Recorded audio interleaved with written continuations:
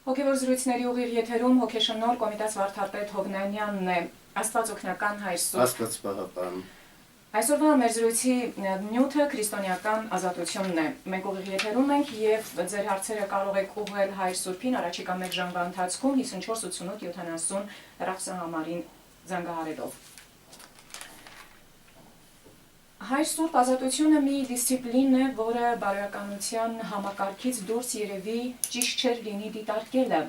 Ուստի նախ կուզեի խոսեինք այն մասին, թե ինչպիսի բարոյական համակարգ է ինքը քրիստոնեությունը, որից էլ ածանցվում է քրիստոնեական ազատությունը։ Ես կարծում եմ քրիստոնեությունը ընկալելու համար նախ պետք է շատ լավ հասկացվի 5 տակարանը։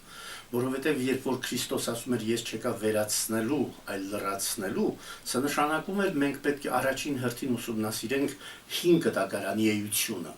որովհետև քրիստոնեությունը եկավ 5 տակարանով ձևավորված մարդուն դեպի կատարելություն առաջնորդելու, որի մեջ պիտի շեշտադրվեր եղեք կատարյալ ինչպես ձեր երկնավոր հայրն է կատարյալ, այն ինչ որ 5 տակարանի մեջ ասում էր եւ սուրբ եմ եւ դուք էլ սուրբ պետք է լինեք ձեր Տեր Աստծո նման։ Ուրեմն մարդուն կատարելության առաջնորդելու սահմանները կամ բանաձևումները մարդու մեջ ձևավորում էին այն կերպարը, որը պիտի համապատասխանեցվեր 5 տակարանյան ծննդոցի գաղափարին, թե Աստված մարդուն ստեղծեց ի պատկերի յուրով։ Եթե ի պատկերի յուրով էր, դա ֆիզիկականը չէր, որովհետև ֆիզիկականը ստեղծվել էր հողից։ Հետևաբար այն, ինչ որ որպես կենդանի շունչ, որպես հոգի դրվեց ֆիզիկականի մեջ, նյութի մեջ, դա էր աստվածային պատկերը։ Ուրեմն մենք մեր ներաշխարով, մեր հոգեկանով է, որ պիտի նմանվեինք մեր երկնավոր հորը։ Ուրեմն ներաշխար դա նշանակում էր մեր զգացմունքային աշխարհը, դա նշանակում էր մեր ոգեղեն աշխարհը, դա նշանակում էր մեր հոգևոր աշխարհը եւ այդ բոլորի հետ միասին տրամաբանությունը, որը սահմանների մեջ էր դնում այդ ամենը։ Եվ եթե կարճ ձևակերպելու լինենք, ինչ է քրիստոնեական բարոյականությունը, իր բնութագիրը ինչպիսին է, ինչ ասելու կլինի։ Քրիստոնեական բարոյականությունը ընկալելու համար բավական է ընթերցել Մատթեոս 5-րդ գլուխ 43-րդ համարը, որպեսզի կարողանանք հասկանալ, թե Քրիստոս մեզանից ինչ էր պահանջում։ Օրինակի համար ուզեմ այստեղ հիմա ընթերցել այդ հատվածը, որը ասում էր. եթե 5 տակարանում գրված է պիտի սիրես ընկերոջդ եւ պիտի ատես քո թշնամուն, ես ձեզ ասում եմ, սիրեցեք ձեր թշնամիներին, օրհնեցեք ձեզ անիծողներին, բարություն արեք ձեզ ատողներին եւ աղոթեք նրանք, որոնք չարչարում են ձեզ եւ հալածում, եւ լսեք հիմա, որպիսի որդիները լինեք ձեր հոր, որ երկնքում է։ Ուրեմն սա նշանակում էր քո մեջ չարից ոչինչ պիտի չլիներ։ Երբ որ մենք մտածում ենք ինչու Ադամը եւ Եվան դուրս դրվեցին դրախտից, հիշենք Աստծո հայտարարությունը, նա ասեց Ադամը եղավ մեզանից մեկը, որը գիտի բարին եւ չարը, քանի որ Աստված էր ամբողջ բարության համակարգը, հետևաբար անհամատեղելի էր չարի արկայությունը բարության կողքին։ Հետևաբար քրիստոնեությունը եկավ մարդուն դարձնելու կատարյալ, ինչպես մեր երկնավոր հայրն է կատարվյալ։ Ուրեմն որևէ կատարելության մեջ անհամատեղելի է չարի գաղափարը։ Եվ ազատության քրիստոնեական սահմանումը հայր Սուրբ գրեթե ոչ մի ընդհանրություն չունի տարբեր ժամանակների փիլիսոփաների կողմից արված սահմանումների հետ։ Հոգևոր աչք չունեցողի համար չափազանց դժվարամարսելի եւ վերացական է թվում քրիստոնեական ազատությունը եւ թերևս դա է պատճառը, որ քրիստոնեությունը ոմանց կողմից համարվում է խեղճերի ստրուկների կրոն, որպես փաստարկ բերելով ազատության մասին մեր Տեր Հիսուս Քրիստոսի եւ առաքյալների կողմից արված բանաձևումները, որոնք այդպես էլ չեն բացվում իրենց եւ խնդրեմ, որոնցից մեկը դուք ինքներդ մեջ բերեցիք, որ եթե նախկիններին ասվեց, որ սիրիր մերձավորիդ, ապա այժմ ասվում է նաեւ սիրիր թշնամուդ։ Սա իսկապես եթե հոգեվոր տեսողությունը մարդու բացված չէ, կարող է ընկալվել ինչ որ ստրկային ծառայական վիճակ։ Այո, նախ առաջին հերթին կուզենամ ազատության անդրադառնալ։ Ցիցերոնը հրաշալի մի դարձվածք ունի։ Նա ասում է, եթե ուզում ես ազատ ապրել, եղիր ստրուկ օրենքի, այսինքն եղիր օրինապահ։ Երբ որ մենք կարդում ենք հին կտակարանը, Տասնաբանյան, ինչ է դա, օրենքների մի ամբողջ շարան, ինչ էր Քրիստոսի յուրաքանչյուր խոսքը, օրենքների շարան, մի դատիր, որպեսի չդատվես, ինչ չափով որ չափես, նույն չափով պիտի չափվես, չէ որ սրանք ինչ որտեղ օրենքներ էին, որ ձևավորվում էին մարդու հոգու եւ ուղեղի մեջ, որովհետեւ եթե ես ազատությունը հասկանում եմ որպես ամենաթողություն, նշանակում է ստեղծում եմ քաոս, մինչդեռ Աստված քաոսից վերածեց երկիրը իր ներդաշնակություններով հանդերձ, տիեզերքը իր ներդաշնակություններով հանդերձ, ուրեմն կարևորը ոչ թե քաոսն է, այլ կարևորը ներդաշնակության մեջ ձևավորված ազատությունն է, մարդու մարմինը ազատ է գործելու, բայց ամեն օրգան ազատ չէ իր ուզածի նման շարժվելու, եթե մենք այսօր մեր հիմոգլոբինը 7-ից 7.5-ից ավելի է, հայտնվում ենք հիվանդագին վիճակի առաջ, ուրեմն ամեն մեկ գաղափար իր սահմանային ծիրից ներս է, որ պիտի կարողանա ձևավորի ովևէ իմաստ կամ նշանակություն, ազատությունն էլ օրինապահության ծիրից ներս պիտի կարողանա ձևավորվել որպես այդպիսին, այլապես նա կվերածվի ամենաթողության, իսկ ամենաթողությունը բերում է թե բնության եւ թե մարդկային հոգեվոր կյանքից ներս քաոսի։ Եվ սիրո, քանի որ ազատության հիմքում քրիստոնեական սերն է դրված, սիրային ձևակերպումը, որ քիչ առաջ արվեց, դժվար ըմբռնելի է, մերձավորին սիրելը դեռ հասկանալի է, սակայն թշնամուն սիրելը դա սիրո ինչ տեսակ է եւ ինչպես է դա անմիջապես ավարտվում սիրուն հետևող ազատության հետ ինչպես է Շատ ճիշտ։ Ես կարծում եմ այստեղ մեկ խնդիր կա։ Քրիստոնեությանը երբեք պետք չէ քաղաքական դիմագիծ տալ։ Այն, որ Քրիստոս բանաձևվեց, դուր կայսրին եւ Աստծուն Աստուծո, սա ինքնին խոսում է այն մասին, որ քրիստոնեական գաղափարը թշնամու քաղաքական իմաստ չուներ։ Դա այն թշնամին էր,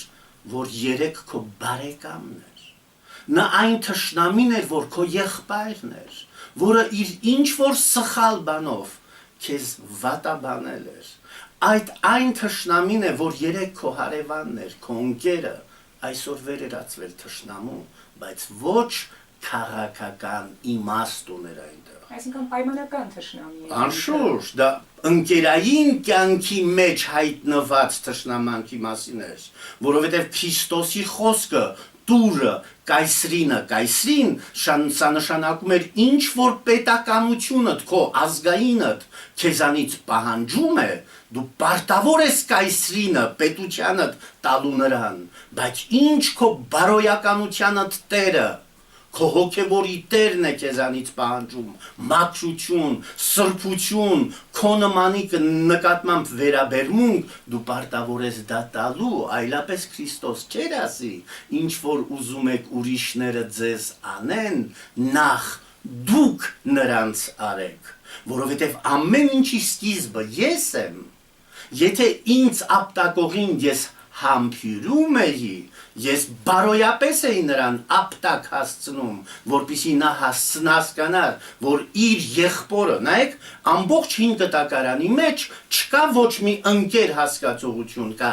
եղբայր հասկացողություն, ինչու, որովհետև Աբրահամը համարվում էր բոլոր հրյաների հայրը, հետևաբար Աբրահամով բոլոր հրյաները եղբայրներ էին եւ ոչ թե աղբեր տղեկ էին կամ ընկերներ էին անշահախնդիր, ինչպես հիմա մեր լեզվա ոճի մեջ մտել է այդ դարձվածքը առանց ընկալելու թե ինչ են ասում եւ ինչի մասին են խոսում։ Ուրեմն շատ կարեւոր է, որpիսի մենք ամբողջությունը հասկանալով հին եւ նոր կտակարանների միասնական ամբողջությունը հասկանանք, թե յուրաքանչյուր դարձվածքի իմաստն ու նշանակությունը որտեղ է։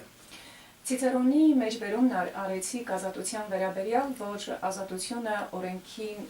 ստրուկը լինել է Եթե ուզում ես ազատ ապրել։ Այո։ Եվ արդեն ասացի, որ փիլիսոփաների ձևակերպումներից բավական հեռու է քրիստոնեական սահմանում ազատության մասին, որովհետև Քրիստոսով ազատությունը նաև ազատություն էր օրենքից, որով ոչ ոք չէր կարող փրկվել։ Եվ առաջին նորից հոգու աչքերը փակ մարդու համար սա ինչպիսի հաջողություն կարող էր գրանցել, մեղավորը կասեր, որ ուրեմն պետք չէ օրենքը կատարել, ուրեմն եւ կարող ենք վայելել մեր մեղքերը։ Մինչդեռ հայրսուրբ քրիստոնեական ազատությունը մեղքից ոչ թե մեղսագործելու ազատություն։ Ուրեմն ամբողջ խնդիրը որտեղ է։ Քրիստոնեությունը կարող է յուրաքանչյուրը վերաձևակերպել այնպես, ինչպես որ ինքն է ուզում։ Քրիստոնեության նպատակը ինչն էր։ Ինչու Քրիստոս հայտնվեց երկրի վրա։ Աստված այնքան սիրեց աշխարհը, որ իր մեկ հատիկ որդուն ուղարկեց, որ ով նրան հավատա փրկվի, ուրեմն նպատակը մարդուն փրկելն էր, ինչից փրկել, մեղքից փրկել, իսկ ինչ էր մեղքը, մենք երբ որ կարդում ենք մեր զղջման աղոթքը, տեսնում ենք այնտեղ նախ 3 պարագա է շեշտվում, միտքը, խոսքը և գործը, չէ՞, մեղա ենք ասում 3 բաների համար, ուրեմն այս 3 պարագաներն են, որ մարդուն տանում են դեպի մեղք, ինչու, որովհետև մարդը իր աստվածային ներդաշնակությունից հեռանում է, ինչու էր ագահությունը համարվում մահացու մեղք, որովհետև ագահությունը մարդու մեջ չափավորության զգացողությունն էր հանում դուրս, իսկ չափավորություն դա նշանակում էր կատարյալ ներդաշնակություն, եթե մարդու մարմինը 120-ից 130 աստիճանի ճնշումը բարձրանում է, դառնում է հիպերտոնիկ, ուրեմն մեղքի գաղափարը գալիս էր մարդուն պահելու առողջ կենցաղավարության սահմաններից ներս։ Սա էր պատճառը, որ Քրիստոս, որպես Աստծո բանը, խոսքը, գալիս էր մեզ սովորեցնելու, որ երբ մեկ դուրս մի գա այն համաստեղությունից, որը Աստված քեզ ձևավորել է, ինչպես հույները պիտի ասեին, որպես միկրոկոսմոս, այնպես ինչպես կատարյալ է մակրոկոսմոսը, մեծ տիեզերքը, դու էլ որպես միկրոկոսմոս, ամբողջ յուրաքանչյուր օրգանիտ, որը մի գալաքսիկա կարող ես հայտարարել իր ներքին սոլար սիստեմներով, պիտի դառնաս այնքան կատարյալ, որ այդ քո մեջ գործող կոսմոսը կատարյալ ձևով աշխատի, որպեսզի քաոս չտիրի ամբողջ տիեզերքում։ Եվ օրենքը, որը տրվեց նախնիներին, այսօր որքանով է մեզ վերաբերվում Քրիստոսով ազատագրվածներին։ Ուրեմն ամբողջ խնդիրը որտեղ էր։ Պողոս առաքյալի մոտ է այդ օրենքի եւ շնորհի գաղափարը,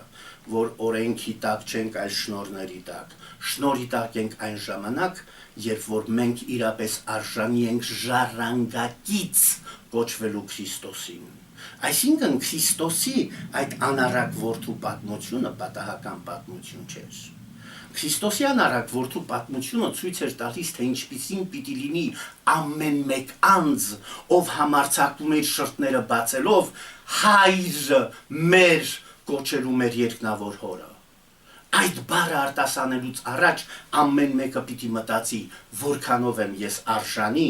նրան Տիրոջը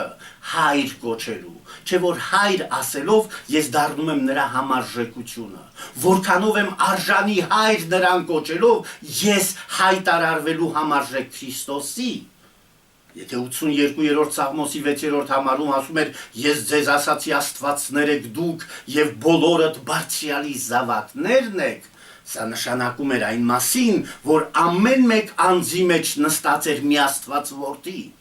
բայց որքանով էինք կարողանում մենք այդ շնորհը, որ մեզ տրված էր որպես Աստված որդի, պահել մեր աստվածային կերպարը։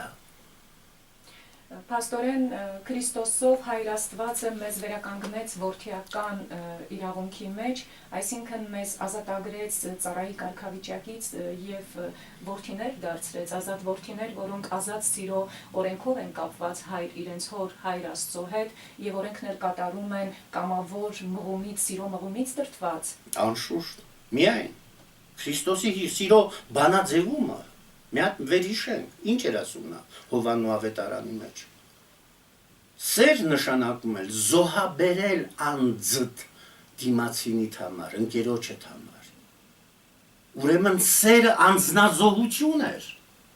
Երբ քիչ առաջ կարդացի այդ սիրեցեք թշնամուն, ձեզ անիծողներին օրհնեցեք եւ այլն, ինչի արդյունք էր սա։ Սիրո արդյունք։ Նորից եմ նշանակում, պետք չէ այստեղ քաղաքական կոնտեքստ տեսնել։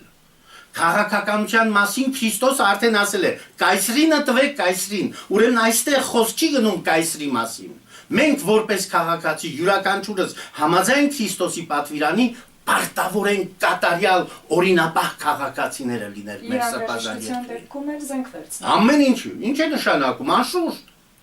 Ներողություն։ Հիշենք Մարկոս ավետարան 11-րդ գլուխ։ Թզենու անեծքի պարագան։ Մտածեք Աստված որդին իր իսկ ստեղծած թզենու ծառը անիծում եւ չորացնում է ինչու համար, որովհետեւ նրա վրա պտուղ չկար։ Հիշեք Քրիստոսի խոսքերը, այն ծառը, որ բարի պտուղ չի տալիս, պետք է կտրել եւ ոչ միայն կտրել, այլ կրակը նետել այրելու, որպեսզի նրանից ոչ մի բան բջիջ անգամ չմնա, որովհետեւ չարը իրավունք չունի աճելու։ Հիշեք ամբողջ 5 կտակարանյան դարձվածքը, եթե ձեր մեջ կան չար երևույթներ, քարկոծելով կսպանեք, որպեսզի չարը հանկարծ չտարածվի ձեր մեջ։ Ուրեմն մենք տեսնում ենք այստեղ ինչպիսի հակադրում կա չարի նկատմամբ, որովհետև քիչ առաջ ասեցի, ուր բարիության արժեհամակարգն է, այնտեղ չարը չի կարող գոյություն ունենալ։ Մանավանդ որ չարը ինքնին կատեգորիա չէ, այլ բարու պակասն է, պարզապես։ Բարու բացակայությունը, բարու նվազումը, ինչպես Սուրբ Հայրերն են ասում։ Եթե մենք նկատի ունենանք այն պարագան, որ չարի գաղափարը ծնվեց Արուսիակից, որը փորձեց ավելի լինել, քան Աստված, սա նշանակում է, երբ ինքդ քեզ ավելի ես գերադասում Աստծուց, հայտնվում ես այդ վիճակի մեջ։ Եվ հիշենք Մատթեոսի ավետարանի մեջ այն հատվածը, որ ասվում է նա մի որդի պիտի ծնի եւ նրա անունը Հիսուս պիտի դնես, քանի որ նա պիտի փրկի իր ժողովրդին իր մեղքերից։ Փրկելը այստեղ նույն ազատել բառին է հոմանիշ եւ առնչվում է ըստ էության ազատության հետ, Հայր Սուրբ ազատելը փաստորեն նաեւ փրկչական իմաստ է ստանում եւ նախ եւ առաջ փրկչական իմաստով է հանդես գալիս, ինչպես հասկանալ։ Ուրեմն նախ Հիսուսը դա հրեական Եշուան էր։ Իսկ Եշուա բառը ինքը նշանակում էր փրկիչ։ Այո, այնպես որ գիտեք Մովսեսից հետո հրեա ժողովրդին ազատողը գերությունից եղավ հենց Յոշուան, չէ՞։ Բանի Մովսեսի, այո, Հեսում, ասենք, աստվածաշնչյան լեզվով կոչված։ Ուրեմն փրկիչ ով էր, ով գերությունից էր փրկում։ Եթե Եշուան փրկեց եգիպտական գերությունից, այսինքն երկրային գերությունից, այո, Հիսուսը եկավ մարդկանց փրկելու մեղքերի, ճիրանների գերությունից, որովհետև գերություն ինչ է նշանակում, երբ չունես դու կամք, երբ չունես դու ովևէ ընտրելու հնարավորություն, երբ քո ամեն ինչը կախված է ուրիշներից, դու չես կարող ոչինչ գործել։ Ուրեմն երբ որ դու մեղքի տակ ես, դա նշանակում է դու գործում ես ոչ թե այն, ինչ որ քո արժեհամակարգի մեջ դրվել է մեր երկնավոր հոր կողմից, այլ գործում ես այն, ինչ արժեհամակարգի մեջ դու գտնվում ես։ Այս էր պատճառը, որ Մատթեոս 24-րդ գլխի 4-րդ համարում Քրիստոս ասում էր. «Զգուշ եղեք, կգա ժամանակ, որ մարդիկ ձեզ կխաբեն»։ Ուրեմն մեղքի մեջ հայտնվել հենց այդտեղից է գալիս, երբ որ դու խաբնվում ես ուրիշներից եւ կորցնում ես քո արժեքը, աստվածային կերպարի արժեքը, եւ դառնում ես ինչ որ մեկի կամակատարը։ Ուրեմն գերությունից փրկել նաեւ նշանակում էր ինչ որ մեկի կամակատարությունից փրկել, այլապես այդքան խորը չէր կարող այդ իմաստը լինել։ Այսինքն նախ չարի կամակատարություն։ Անշու ովևէ մեկի։ Երբ որ մարդը ուրիշ մեկի կամակատարն է դառնում, նա կորցնում է իր ինքնությունը, էությունը, իսկ Աստված որդի նշանակում է կամք, դիմագիծ, դեմք ունեցող անձ, ինչպես Աստված էր։ Չէ՞, ով մեզ արարեց վերջապես։ Աստված։ Ուրեմն ովքեր են մեր ծնողները, մեր արարիչներն են։ Ումից մենք ծնվեցինք, ձևավորվեցինք, մեր Տիրոջից, մեր երկնավոր հորից, ուրեմն մեր էությունը ամբողջովին պիտի լինի այնպիսին, որպեսզի մեր երկնավոր հոր էությունն է։ Եվ մեր Տեր Հիսուս Քրիստոս նաև ասաց, որ ճշմարիտ եմ ասում ձեզ, թե ամեն ոք, որ մեղք է գործում, մեղքի ծառա է, եւ ծառան հավիտյան տան մեջ չի մնում, իսկ որդին հավիտյան մնում է։ Փաստորեն հայր Սուրբ որդի լինելը դա նշանակում է մեղքի ծառա այլևս չլինել, այդ կարգավիճակի մասին է խոսքը։ Ուրեմն սիրելի օրիորդ, երբ որ մենք խոսում ենք Աստված որդու պարագային, սա նշանակում է լինել այնպիսին, որպիսին քո արարիչն է, քո ստեղծողն է, քո ծնողն է։ Հայկական խոսք կար, չէ՞, պտուղը ծառից հեռու չի ընկնում։ Ուրեմն մենք պետք է մեր էությամբ հար եւ նման լինենք մեր երկնավոր հորը։ Այդ իսկ պատճառով, երբ որ կարդացի Մատթեոսի 5:43 համարը, ցույց տրվեց այնտեղ չարի կատարյալ բացակայության դեպքում է, որ մենք արժանանում ենք որդի Աստուծո կոչվելուն։ Բայց այդ բոլորով հանդերձ, ինչքան Քրիստոս ասում էր եղեք աղավնիների նման բարի, օձերի նման պետք է լինենք խորագետ, որպիսի իր փորձությունը մեզ օրինակ տվեց, երբ փորձությունը գա հայտնվի մեր առաջ, քաջությունը ունենանք իմաստությամբ փորձությունը վանելու մեզանից եւ վերջում հայտարարելու ետիս կորիր սատանա։ Ազատություն բառը հայր Սուրբ այսօր բոլորի շուրթերին է։ Տնտեսագետը զարգացնում է ազատ առևտրի մասին իր թեզը, կապիտալիստին զռնտու չէ կենտրոնացված վերահսկումը, որը խանգարում է իր ուզած ազատ ձեռներեցությանը, կոմունիստը խոսում է պրոլետարիատին կապիտալիստական շահագործումից ազատելու մասին, գոնե ժամանակին խոսում էր այդ մասին, եւ Միացյալ Նահանգների նախագահներից Ռուզվելտն էլ 1941 թվականին առաջին անգամ խոսեց ազատության 4 ձևերի մասին՝ խոսքի ազատություն, դավանանքի ազատություն, կարիքներից ազատություն եւ վախից, սարսափից ազատություն։ Եվ քրիստոնեական ազատությունը ըստ էության ազատության այս տեսակներից որևէ մեկի մեջ չտեղավորվող եւ ավելի լայն, ավելի բացարձակ եւ ավելի խորքային հասկացություն է։ Եվ փաստորեն հայր Սուրբ մարդը, որը ազատագրված չէ ինքն իր մեղքերից, այդպիսի մարդը կարող է խոսել աշխարհի կամ որևէ մեկին օգնելու, որևէ մեկին օգնելու, ազատվելու միսիայի մասին, առաքելության մասին։ Ուրեմն այս պարագային տեղին է հիշել Քրիստոսի հրաշալի մի դարձվածքը, որ ասում է մարդ չի կարող երկու տիրոջ ծառայել, կամ Աստծո, կամ մամոնայի։ Իսկ գիտեք, որ մամոնան առաջին հերթին նշանակում է դրամ եւ նոր սատանա։ Այսինքն որտեղ դրվում է շահի գաղափարը, այնտեղ բացակայում է Աստծո բարոյական հասկացողությունը։ Որքան էլ Քրիստոս ասում էր ձեզ բարեկամներ արեք անիրավ մամոնայից, այդուամենայնիվ մամոնան մնում է մամոնա։ Քրիստոսի կատարյալ սիրո, ազատության, բարության գաղափարը գալիս էր մարդու մեջ ձևավորելու այն կերպարը, որը ուզում էր անել ուրիշներին այն,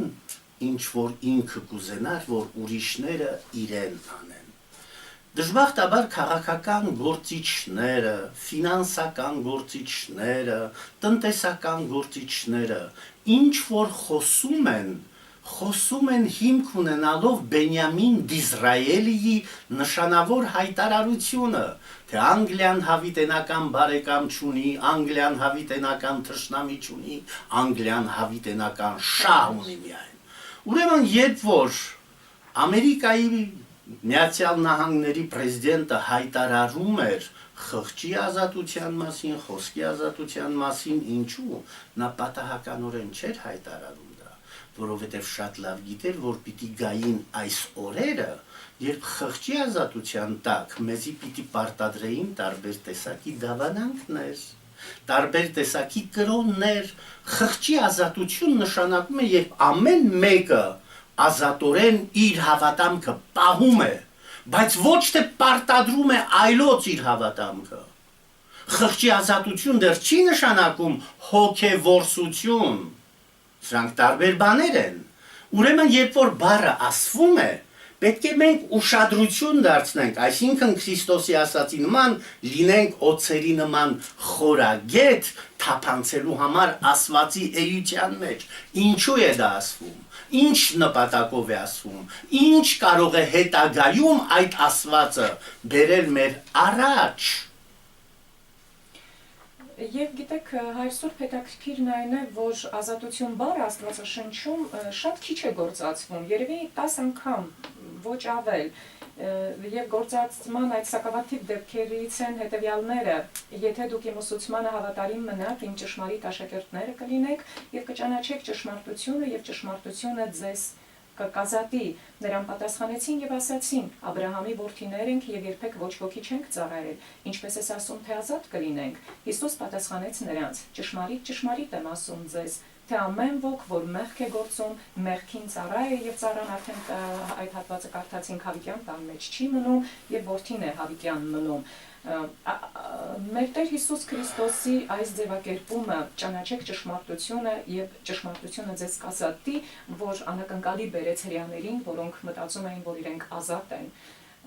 ինչպես հասկանալ։ Ուրեմն այսօր երկու պարագայում կա։ Ճշմարտությունում է խնդիրը։ Ինչ որ մեկից կախյալ վիճակ ունենալը մեկ այլ խնդիր է։ Երկու կարևոր խնդիր կա այստեղ։ Առաջին հերթին ճշմարտությունը ճանաչելը, որպեսզի գաղափարային գերության մեջ չհայտնվես, եւ երկրորդ հայտարարությունը, որ ոչ մի հրյա իրավունք չունի գերի լինելու այլոց։ Այդ շատ կարևոր խնդիր է։ Այսինքն իրենք բառացի դա հասկացան, ուղղակի իմաստով։ Ամբողջ խնդիրը այս պարագային Քրիստոս անշուշտ ինքը փոխում է հрьяաների ընկալումը ազատության գաղափարի հետ կապված։ Նա կապում է հոգևորի հետ, դա իր դերն էր։ Հрьяաների համար կարևորը ինչ որ գաղափար իրականացնելն էր։ Դու ես Աստծոն տրված ժողովուրդը։ Հիշեք մի հատ, երկրորդ մնորինաց 28-րդ գլուխը, որտեղ ասված էր, եթե պայես այս օրենքները եւ պատվիրանները բոլոր ազգերից ես քեզ ամենաբարձրը պիտի անեմ։ Ուրեմն, եթե նրանց մեջ ձևավորված էլ բոլոր ազգերից բարձր լինել, հետեւաբար ոչ մի հրյա չէր կարող ինքը իր հավաքականությունը կախյալ վիճակի մեջ դնել։ Ինքը կարող էր անհատապես կախված վիճակի մեջ հայտնվել, որպեսզի այդ վիճակը ծառայեցներ հանուն իր ժողովրդի։ Հիշեք Եստերի պարագան։ Չէ՞։ Այդ բանը իր ժողովրդին փրկելու համար նա նույնիսկ կատարեց այնպիսի մի քայլ, որը կարող էր իր մահվան պատճառը լինել։ Ուրեմն մենք տեսնում ենք այստեղ երկու պարագա։ Քրիստոս եւ հրյական մտածելակերպ, այսինքն հին կտակարանի ազգային գաղափարախոսությունը եւ նոր կտակարանի հոգեվորի գաղափարախոսությունը։ Հին կտակարանյան հրյան մտածում էր ֆիզիկական գերության մեջ չհայտնվելու մասին։ Նոր կտակարանը մատուցող Հիսուսը խոսում էր մեղքի գերության մեջ չհայտնվելու։ Այսինքն սա նշանակում էր ինչ տարբերություն։ Դու կարող ես մարմնով ազատ լինես, բայց հոգիով մեղքի գերին լինես։ Մենք այսօր մեր երկիրը հայտարարել ենք ազատ անկախ Հայաստանի Հանրապետություն, գերության մեջ չենք ինչ որ մի պետությունից, բայց ինքներս մեզ մեղքի գերությանն ենք մատնել։ Տեսնում եք ինչ հետաքրքիր բան է այստեղ։ Այս գաղափարն է, որ շոշափելի է դառնում, եւ այս գաղափարն է, որ շատ հետաքրքիր է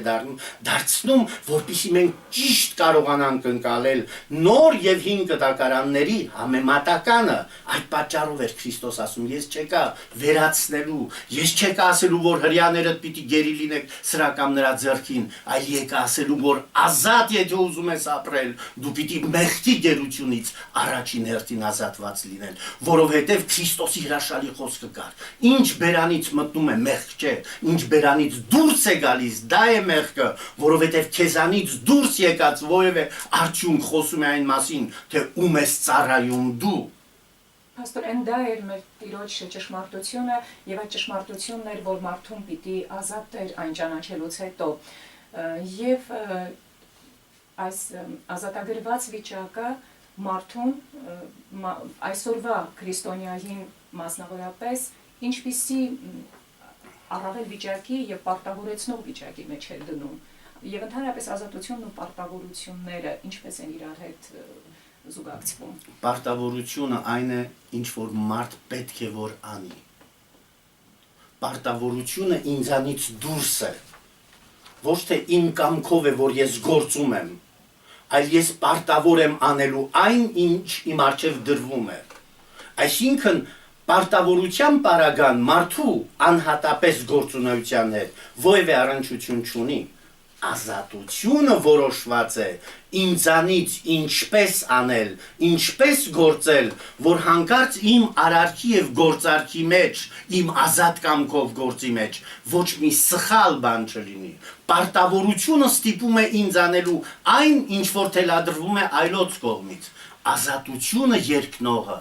ես եմ լինում։ Ուրեմն պետք է լինեմ այնքան գիտակից, որ իմ ազատ կամքի որպես արդյունք երբեք սխալականությունը իշխող չլինի։ Ազատության տարընթերցման մտավախությունից ելնելով էր ըստ երևույթին, որ Պողոս առաքյալը անհրաժեշտ էր համարում իր թղթերում անդրադառնալ այս հասկացությանը եւ բացել փակագծերը։ Մեջբերումներ կարդանք նրա խոսքերից, որ վերաբերում են ազատությանը. եղբայրներ, դուք կոչված եք ազատության, միայն թե ձեր ազատությունը սոսկ մարմնի ցանկությունների համար չլինի, այլ սիրով ծառայեցեք միմյանց, որովհետև ամբողջ օրենքը այս մեկ խոսքի մեջ է ամփոփվում. պիտի սիրես քո ընկերոջը, ինչպես ինքդ քեզ։ Տերն ինքը հոգի է, մեկ այլտեղ ասում է, ուր որ Տիրոջ հոգին է, այնտեղ ազատությունն է։ Եվ նաև չէ որ ազատ եմ, չէ որ առաքյալ եմ, չէ որ իմ աչքերով տեսա Հիսուս Քրիստոսին, չէ որ դուք եք իմ գործը ի Տեր։ Նաև ասում է, բայց զգուշ եղեք, գուցե ձեր այդ ազատությունը գայթակղություն լինի տկարների համար։ Եվ նաև ծառա էիր, երբ կոչվեցիր, դու հոգ մի արա, այլ եթե կարողանաս իսկ ազատ լինել, քեզ այդպես լավ կլինի, որովհետև ով Տիրոջով ծառա է կանչված, Տիրոջ կողմից ազատված է։ Նույնպես եւ ով ազատ է կոչված, Քրիստոսի ծառան է։ Մեծ գնով գնվեցինք, մարդկանց ծառաներ մի եղեք։ Շատ հետաքրքիր մանրամասներ, հոգևոր մանրամասներ է հաղորդում առաքյալը, կուզեի լուսաբանեիք։ Ուրեմն անշուշտ այս ամբողջ հատվածի մեջ բավականին կետեր կան, որ կետարկետ պետք է դրանք նայվի, այլապես գաղափարները շատ են։ Դուք կոչված եք ազատության։ Ուրեմն Քրիստոսի խոսքերով դա չէր վերաբերվում դուք կոչված եք մագապայեցիների նման զենք վերցնել եւ ինչ որ բանի համար պայքարել։ Չէ՞։ Չդայց մագապայեցիների այդ շարժումը հենց Քրիստոսի ժամանակաշրջանում էլ կար արդեն իսկ։ Ուրեմն խոսում էր Քրիստոսի դարձվածքի մեղքից ազատ լինելու մասին։ Որտեղ երբ Պողոս առաքյալը համեմատական էր տանում հեթանոսների եւ կազմ նոր ձևավորվող քրիստոնյաների հետ, ասենք, այո, ձևավորվող քրիստոնյաների հետ, միշտ համեմատություն էր անում, մի եղեք ինչպես հեթանոսները, մի արեք ինչպես հեթանոսները։ Ուրեմն սա, եթե հեթանոսների հետ էր համեմատում, նշանակում էր, եթե դու դարձել ես արդեն դեպի քրիստոնեություն, ուրեմն դու պիտի կարողանաս ազատ լինել մեղքից, եթե փրկության խոսք է այնտեղ, դա նշանակում էր ինչից փրկվեցինք մենք։ Նոր համեմատականը տարա։ Առաջին Հիսուսը փրկեց Մովսեսի եգիպտական գերությունից։ Երկրորդ Հիսուսը փրկում է մարդկանց մեղքերի գերությունից։ Ուրեմն ամբողջ այս դարձվածքները հենց դրա են ծառա լինել Քրիստոսին։ Ինչ էր նշանակում սա։ Հիշենք Քրիստոսի մի դարձվածքը։ հայրը իմ մեջ է, ես հոր մեջ։ Ով ինձ է տեսել է հորը։ Հայրմերի մեջ մենք ինչ ենք սովորել։ Եղիցին կամք քո, որպես հերկինս եւ հերկրի։ Եթե ես կատարում եմ մեկի կամքը, նշանակում եմ ծառայում եմ նրա կամքին։ Ուրեմն Քրիստոսին ծառա լինել նշանակում էր իրականացնել այն դարձված, ինչ որ Հովանու ավետարանն էր ասում։ Ով որ հավատա նրա խոսքին եւ կատարի, նա պիտի փրկվի։ Ուրեմն գործը իրականանում էր ինչով, կամ գործը արժևորում էր ինչով, թե ինչ եմ անում ես եւ ինչպես եմ անում ես։ Եթե ես ինձ հայտարարում եմ քրիստոնյա, բայց Քրիստոսի պատվիրանները, Քրիստոսի խոսքերը, Քրիստոսի կամքը չեմ իրականացնում իմ խոսքի, մտածումի եւ գործի մեջ, անարժեք է քրիստոնյա կոչվելը։ Եվ սա էր բացատրում առաքյալը։ Նաև ասում է մարդու ծառա մի եղեք, սակայն մերձավորին ծառայելը առաջին քրիստոնյայի առաջին պարտքն է, ինչպես ծառայելը չի նշանակում ստրկամտորեն ծառայել, մերձավորին ծառայել նշանակում էր օգնել, հասնել, աջակցել, սա էր, չէ՞, վերջապես, մերձավորիդ օգնելը, եւ երբ որ դու դառնում ես մարդու ծառա, դա առաջին իմաստն էր, մերձավորին ծառայելը երկրորդ քրիստոնեական իմաստն էր։ Դուք եւ ձեզ կտրվի, օգնիր եւ քեզ կօգնվի։ Հիշեք հայրմերի դարձվածքը։ Մի տանիր զմեզի փորձություն այլ փրկյազմեի ճարետ, առաջ ինչ ենք ասում։ Եվ թող մեզ սպարտիս մեր, որպես եւ մեկ թողունք մերոց պարտապանած, այսինքն թող մեր մեղքերը այնպես, ինչպես էլ մենք ենք թողնում նրանց մեղքերը, ովքեր մեղք են գործել մեր առաջ, այսինքն ինչպես որ դու ուզում ես Աստված քեզ օգնի, նույն ձևով դու արա դիմացինիդ, այլապես ինչպես կարող ես Աստծուց ողորմություն խնդրել, երբ որ դու դաժան ես դիմացինի նկատմամբ։ Ինչպես կարող ես որպեսզի Աստված քեզ օգնի, երբ որ դու դիմացինին չես օգնում։ Հայր Սուրբ, վերջին ժամանակներս ավելի է խոսվում ազատության տարատեսակ եւ այսպես տարամերժ ընկալումների մասին։ Սա թերևս այն ֆունդամենտալ հասկացություններից է, որին առավել հաճախ են անդրադառնում եւ վերաձևակերպում։ Եվ ցավալին այն է, որ քրիստոնեական ազատությունն է սկսվում վերաձևակերպվել եւ վերախմբագրվել մեր օրերում։ Ինչու՞։ Որովհետեւ քրիստոնեությունը ուզում է այլասերվել։ Երբ որ ուզում են այլասերել ինչ որ մի բան, սոփսիզմն է խառնվում գործին։ Երբ Քրիստոս ասում էր, եթե մի տղամարդ կնոջը նայում է եւ իր մտքի մեջ ցանկանում նրան, արդեն իսկ շնացել է, այսօր որոշ Քրիստոս քարոզողներ տղամարդուն ամուսնացնում են տղամարդու հետ։ Արու եւ եկ ստեղծեց Աստված եւ ասաց աճեցեք եւ բազմացեք։ Ուր է այդ պատվիրեն այդ պարագայում։ Չէ որ Քրիստոս ասեց ես չեկա վերացնելու, այլ լրացնելու։ Իսկ մենք տակնու վրա ենք անում ամբողջ օրենքները։ Միասեռականությունը դարձնում են քրիստոնեական արժեք, ինչ որ կրոն կա Դեյվիդ Բերգ անունով հիմնած, անձի կողմից հիմնված, որ կոչվում է միջազգային քրիստոնեական ընտանիք, որտեղ քարոզվում է մանկապղծություն, արյունապղծություն, ինցենստը, մայրը կարող է շնանալ տղայի հետ, հայրը աղջկա հետ, քույրը եղբոր հետ, երբ որ քարոզվում է զոոֆիլիա, անասունների հետ ամուսնություն մարդկան, ուրեմն սա նշանակում է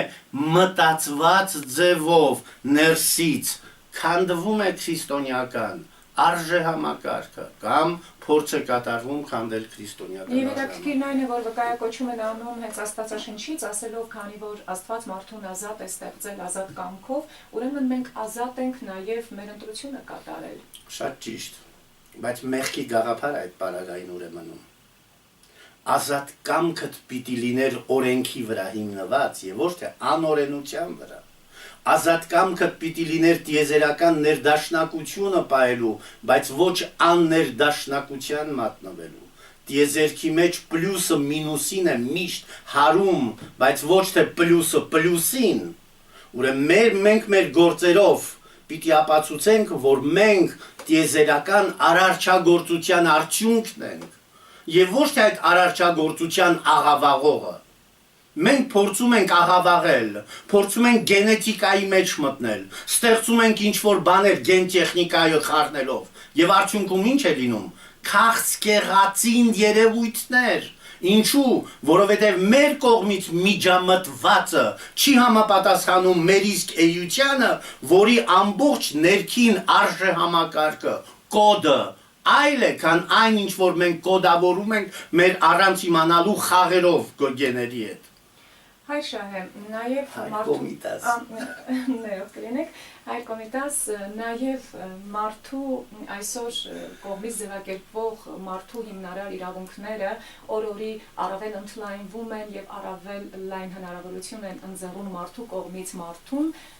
օրենքի տեսքով եւ քրիստոնեությունը գնալով նեղ է գալիս մարդու այս իրավունքների ընդլայնմանը եւ արդյոք դա չէ պատճառը, որ քրիստոնեությունն այսօր աշխարհում արդեն հավատական կրոն է դիտվում։ Ես կարծեմ դա որևէ նշանակություն չունի, որովհետեւ մի սպանիրը մնում է միշտ մի սպանիր, մի շնանարը մնում է մի շնանար, մի գողացիրը մնում է մի գողացիր։ 1 միլիոն տարի հետո մի շնանարը կմնա մի շնանար, մի գողացիրը կմնա մի գողացիր։ Պարզապես երբ որ ուզում ես ինչ-որ մի կրոնի հիմքերը քայքայել,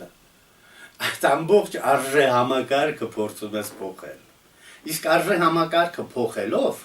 կրոնը փոխվում է։ Ձեզ ասեցի, ինչպես գենետիկան, երբ որ խառնում եք, թվում է առանձնապես բան չկա, չենք տեսնում մենք, բայց դառնում է սարսափելի, դառնում է մահաբեր։ Մենք ուրեմն քրիստոնեական արժեհամակարգը փոխելով փոխում ենք մարդու ամբողջ փոխ հարաբերությունը ընկերվարային կյանքում, որը շատ վտանգավոր է։ Այս բոլորը կատարվում է հատուկ նպատակով եւ հատուկ ծրագրով, որովհետեւ հիմա ծրագիր կա վերացնել աշխարհի բոլոր կրոնները եւ ամբողջ աշխարհի համար ձևավորել մեկ կրոն։ Եվ դա գործընթացի մեջ է։ Խառնացին ինչ-որ բան։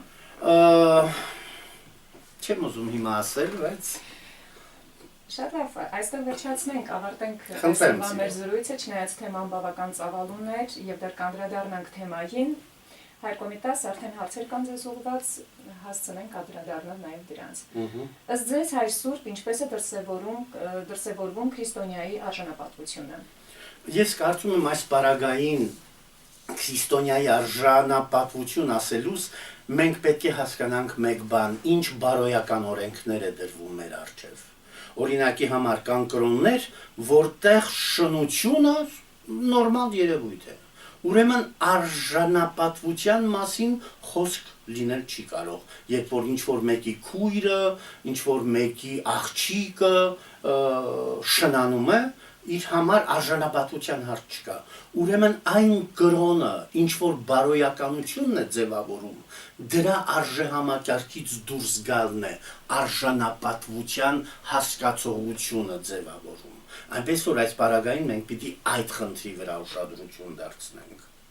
Ինչից է որ մարդը անընդհատ հալածվում է թե մարդկանց, թե չար ուժերի կողմից, եւ ինչպես կարելի է դրանցից ազատվել։ Ես կարծում եմ ինչ որտեղ մարդու խելքից է գալիս այդ բոլորը, որովհետև գիտեք, եթե քեզ թե մարդիկ են հալածում,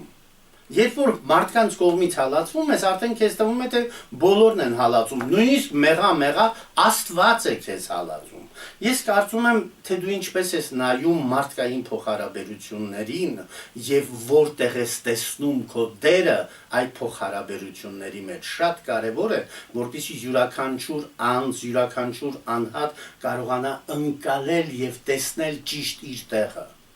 Ժողովրդական մի խոսք ասում է վերմակիցդ ավելի ոտքերդ մի երկարացրու։ Ուրեմն եւ շատ կարեւոր խնդիր կա Պլատոնի խոսքը։ Խոսիր եւ ասեմ ինչ մարդ ես դու, ով ես դու։ Ամեն մեկ մարդ պետք է իմանա ինչ է ասում, ինչպես է ասում, որպեսզի իր ասածը հետո բումերանգի նման չդառնա դեպի իրեն եւ վնաս չհասցնի։ Այնպես որ այս պարագային անշուշտ ես կարծում եմ խոսքը վերաբերվում է այն մասին, որ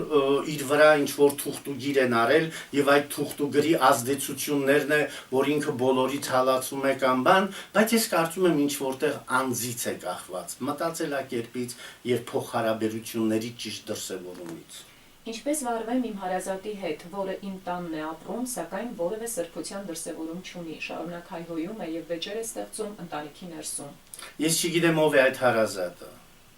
Ուրեմն անձը, որը հարազատ է, տղան է, մայրն է, քույրն է, եղբայրն է, եթե իմ տանն է ապրում եւ ինձ համար հաճելի չէ, ես նման պարագայում կառաջարկեի այդ դեպքում անել այնպես Այսօր է ճշտեցինք։ Հա, փեսան, ուրեմն պետք է խնդիրը ճշտել, որ դու կարող ես մեր տանը ապրել այս պայմաններում։ Եթե դու չես հարգում մեր ընտանեկան ուրեմն դրվածքը, խնդրեմ առանձնացիր քո ընտանիքի հետ միասին եւ ապրիր այնպես, ինչպես դու ես ուզում ապրել։ Հեսայի պարագայում դա դեռ հեշտ է հայր կոմիտաս, սակայն եթե որդին է կամ Ճիշտ այդ պատճառով ասեցի, նայած ով է, երբ իմ տանն է ապրում մեկը, եթե իմ որդին է, ուրեմն ես պիտի մտածեմ, թե որտեղ է եղել իմ դաստիարակության սխալը։ Եթե իմ հայրն է, դա արդեն ողբերգություն է, որովհետև հորիցս ես չեմ կարող հրաժարվել, չէ։ Ուրեմն այստեղ հոգեբանական ինչ-որ բան կա։ Փեսան բնական է, որովհետև ես կարծում եմ աղջիկը ճիշտ չի եղել իր ընտրության մեջ, որ ընտրել է այնպիսի մեկին, որը արժանի չէր այն ընտանիքին, որտեղ ինքը մտել է։ Որովհետև եթե սրբություն չունի այդ մարդը, դա նշանակում է աղջկա ընտրությունը արտաքին երևույթի վրա է եղել, բայց ոչ ներքին բովանդակության, հոգևոր, մտավոր ոգեղենության վրա։ Եվ հայր կոմիտաս նաև ճշմարտությունը ի հայտ է գալիս երկու կողմերին լսելով եւ համարենք, որ սա դեռևս մեկ կողմի Երբ որ խոսքը գնում է հայհոյում է եւ սրբություն չկա, ինչ ուզում է լինել, տղամարդը գոնե պետք է զսպվածություն ունենա իր խոսքի մեջ չափավորություն ձևավորելու։ Հարցեր են սրանք։ Ինչ խորհուրդ կտաք ընթերցել առաջավորած պահքի ընթացքում, շատ լավ հարց է, մանավանդ որ այսօրվանից սկսվել է առաջավորած պահքը, ի գիտություն բոլոր այն ունկնդիրներին, ովքեր տեղյակ չէին։ Գիտեք, ես կարծում եմ անշուշտ հիմնական կրոնական բովանդակության խնդիրներ, առաջին հերթին, որպեսզի անձը հասկանա, թե ինչ է նշանակում պահեցողություն։ Ոմանց համար պահեցողությունը առնչակից է դիետի հասկացողության հետ։ Պահ պահեցի եւ նիհարեցի, պահեցի ավելի թեթև եմ զգում ինձ եւ այլն։ Դա կարեւոր չէ։ Նորից եմ ուզում հիշեցնել Քրիստոսի խոսքերը, ինչ որ բերանից ներս է մտնում, դա մեղք չէ, ինչ որ բերանից դուրս է գալիս, դա է մեղքը։ Մտածեք, ինչ եք մտածում, ինչ եք ասում, ինչ եք անում, որպեսզի այդ երրորդության մեջ Աստված ինքը դառնա կենթանի ներկայություն։ Այլապես ինչ եք կերել, դա անիմաստ է։ Ընթերցման մասին էր նաև հարցնում եւ հայր կոմիտաս, քանի որ այս առաջավորած պահքը կապվում է Սուրբ Գրիգոր Լուսավորչի վիրապից դուրս գալուց հետո հայ ժողովրդին 5 օր պահքի ծոմապահության այսպես առաջադրանք տալու հետ, երևի ճիշտ կլինի հենց Ագաթանգեղոս կարդալ եւ անդրադառնալ հենց այդ հատվածներին պատմության։ Գիտեք, ես կարծում եմ, ես չեմ ուզում կոնկրետացնեմ, այս կարդացեք, այն կարդացեք, ամեն ինչ կարդացեք կրոնական բովանդակությամբ այս պարագային։ Միայն կարդալու ժամանակ հասկացեք, թե ինչ եք կարդում։ Կարդալու ժամանակ հասկացեք, ինչ եք վերցնում կարդացածից, ինչ է ասվում ձեզ եւ ինչ է մնում ձեր հոգում ձեր կարդացածից, այլոց ասվածներից։ Այլապես կարդալու համար անիմաստ եմ գտնում ես։ Ինչ տարբերություն կա ազատության եւ ազատ կամքի միջեւ։ Դրանք երկու տարբեր բաներ են։ Ազատ կամքը իմ գործունեությունն է։ Մարդ սպանելու պարագային ես ինձ ազատություն եմ տալիս։ Դա իմ կամքն է, որ ես եմ կատարում, իրականացնում։ Ազատությունը այն պարագան է, երբ որ իմ ընդհանուր գործողությունների մեջ ես ազատ եմ։ Բայց, ինչպես ասացի, ազատությունը այն պարագային է ձևավորվում, երբ որ դու կարողանում ես այնտեղ պահել այն արժե համակարգը, որի հետևորդն ես դու։ Այս հարցը, որ հիմա պետք է ընթերցեմ, մեկ անգամ եւս տրվել է մեզ հաղորդումներից մեկի ժամանակ, ամեն դեպքում ունկնդիրը հարկ է համարել կրկնել այն։ Ես անձամբ ներկա եմ եղել Աստծո տուն կոչված եկեղեցու հավաքներին, որտեղ իրապես բժշկության հրաշքներ են կատարվում։ Հարցրել են բազում քահանաների, սակայն բոլորն ասում են, որ նրանց հավաքներին մասնակցելը հակասում է առաքելական եկեղեցուն։ Ինչ խորհուրդ կտաք դուք, Հայր Սուրբ, ես շատ դժվարին կացության մեջ եմ, քանի որ առողջական վիճակը զգալի լավացել է այս եկեղեցին այցելելուց հետո։ Ես կարող եմ հիշեցնել Քրիստոսի մեկ դարձվածքը։ Եթե մանանեխի հատիկի չափ հավատք ունեք եւ լեռան ասում եք շարժվիր, անշարժ լեռը տեղից կշարժվի։ Ուրեմն իմ հավատքն է, որ ինձ այդ հնարավորությունն է տալիս։ Կարդացեք ամբողջ ավետարանական հատվածները, դուք չեք տեսնի մի պահ, որ հիվանդը գա եւ Քրիստոս առանց նրա հավատքը տեսնելու նրա բժշկությունը իրականացնի։ Ամեն անգամ այսօր կարդում է առավոտյան այն հատվածը, որ այդ 12 տարի արնահոսություն ունեցող կինը ասում է բավական է միայն մոտենամ եւ կպնեմ նրա փեշերին, որպեսզի բժշկվեմ։ Եվ Քրիստոս ասեց քո հավատքը քեզ բրկեց։ Ուրեմն տեսնում եք շատ կարևոր է իմ հավատքը, որովհետեւ ինձանից է կախված, ես ընդունում եմ որևէ ուժ կամ չեմ ընդունում։ Որտեղից էր գալիս դժբախտությունը մեր, թերահավատությունից։ Թերահավատությունը մարդուն տանում է այն բերում է այն կարգավիճակի, որ մենք փակում ենք իմ եւ Աստծո միջև դուռը, դարպասը, թերահավատությունը, իսկ կատարյալ հավատքը բացում է բոլոր դռները մեր առաջ։ Ուրեմն այնպես որ ես կարծում եմ, պետք չի այս կամ այն եկեղեցու հետ կապել։ Հրաշքներ կատարվում են նաեւ մեր եկեղեցիներում, չէ՞։ Գեղարդավանքը ամենազորավոր հրաշքի ուժ ունեցող եկեղեցիներից մեկն է եղել։ Մարդիկ որտեղերից գալիս էին Վասկեն վեհապարի ժամանակ ուխտի հետ շմիացին, մատաղ էին կատարում եւ այլն, եւ հրաշքներ էր կատարում։ Իմ աճ ուսանողական տարիներին քանի անգամ նմանատիպ հրաշքներ եմ տեսել։ Երբ որ գալիս էին ձեռնափայտներով եւ գնում էին առանց ձեռնափայտների, այնպես որ հավատքից է կախված դա։ Թե ինչպես ես հավատում, ինչ հավատքով ես բախում ողորմության դուռը, չէ՞ Քրիստոսի ասացի նման, բախեցեք ողորմության դուռը եւ այն կբացվի ձեր առաջ։ Եվ կարևոր է ճշմարիտ դավանանք ունենալու Անշուշտ, որովհետեւ ճշմարիտ դավանանքի մեջ է ամենայն իմաստը։ Սա ինձ համար, չգիտեմ, գեղեցիկ դարձված կարող եմ ես սեպել, բայց հիմքը ինձ համար մեկ բան է, իմ հավատքը։ Քրիստոնյան տեսնելով բազում անարդարություններ կարող է դրա դեմ պայքարել բողոքի ցույցեր անելով, այդ անարդարության մասին բարձրաձայնելով, թե միայն աղոթքով պետք է լուծի այս տեսակ հարցերը։ Գիտեք ամբողջ խնդիրը որտեղ է։ Քրիստոսին երբ որ քահանայապետի ծառան ապտակեց, Քրիստոսը աղոթքով չպատասխանեց նրան,